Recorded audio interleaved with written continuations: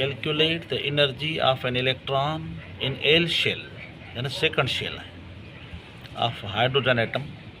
The value of K जो constant है is 2.178 in 10 power minus 18 joule per atom.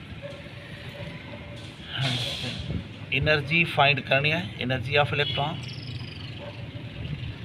N number of shell, तो KLM, K का शुरू करना है तो सेकंड शेल है, N is equal to 2 L shell and K value constant है तो 2.178 into 10 power minus 18 joule per atom.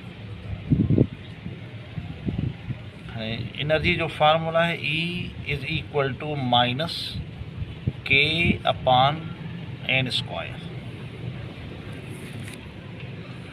Energy is equal to K the value 2.178, formula में माइनस है वहाँ रखना so, into 10 power minus 18 divided by 2 square. मैं देखते रहूँ, E is equal to minus 2.178 into 10 power minus 18 2 जो स्क्वायर है मतलब 4 इनके डिवाइड कयूँ तो E is equal to minus 0.545 into 10 power minus 18.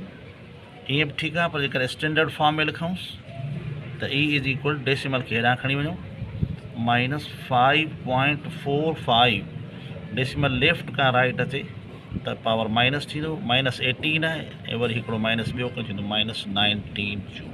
इहो जवाबु आहे. हाणे जवाब खे जेकर ॿीहर लिखूं the energy of electron